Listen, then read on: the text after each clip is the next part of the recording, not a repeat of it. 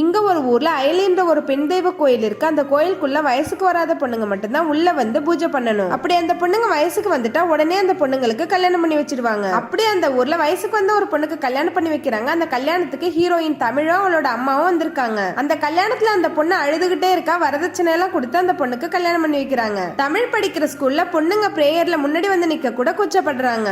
இங்க அவங்க principal 10th அதிக மார்க் எடுக்கிறவங்களோட பேர் எழுதுறதுக்காக ஒரு போர்டு எடுத்துட்டு வந்து மாட்டுறாங்க. அங்க அந்த ஊருக்கான ஒருத்த டீச்சரா இருக்கான். அந்த போர்டை பார்த்துட்டு இதே இதுக்காக இங்க கொண்டு வந்து மாட்டுறீங்க, பசங்க இங்க யாருமே 10th பாஸ் ஆனதே கிடையாது, பொண்ணுங்களை நாங்க 10th மேல படிக்கவே விட மாட்டோம் அப்படின்னு சொல்லி சிரிச்சிட்டு போறான். தமிழுக்கும் அவனோட ஃப்ரெண்டுக்கும் நல்லா படிக்கணும்னு ரொம்ப ஆசை. ஒரு நாள் அவங்க ஊருக்கு ஒரு டாக்டர் வந்திருப்பாரு. தமிழ் அவரோட ஸ்டெத்தஸ்கோப் எடுத்துட்டு போய் விளையாடிட்டு இருக்கா. அதை பார்த்ததான் அவங்க பிரின்சிபல், நீயும் நல்லா படிச்சுனா இது மாதிரி டாக்டர் ஆகி ஸ்டெத்தஸ்கோப் யூஸ் பண்ணலாம் அப்படின்னு சொல்றாங்க. இதை கேட்டதுக்கு அப்புறம் தமிழ் டாக்டர் ஆகணும்னு சொல்லி முடிவு பண்றா. தமிழோட ஃப்ரெண்டு ஒரு நாள் வயசுக்கு வந்துடுறா. எதுவும் தெரியாம ரொம்ப விளையாட்டுத்தனமா இருக்கா. அப்ப தமிழோட அம்மா நம்மளோட பொண்ணு இது மாதிரி ஆவான்னு சொல்லி சந்தோஷப்படுறாங்க. அதுக்கப்புறம் தமிழோட ஃப்ரெண்ட் ஸ்கூலுக்கும் அனுப்பாம விளையாடவும் அனுப்பாம வீட்டுல வேலை சொல்லியே கொடுமைப்படுத்திட்டு இருக்காங்க. இதை தாங்க முடியாம ஃப்ரெண்டு ஒரு நாள் தமிழ் கிட்ட இதெல்லாம் சொல்லி அழுதுட்டு இருக்கா. அதை கேட்டு தமிழ் இதெல்லாம் நமக்கும் நடந்துடுமோன்னு சொல்லி பயந்துகிட்டு இருக்கா.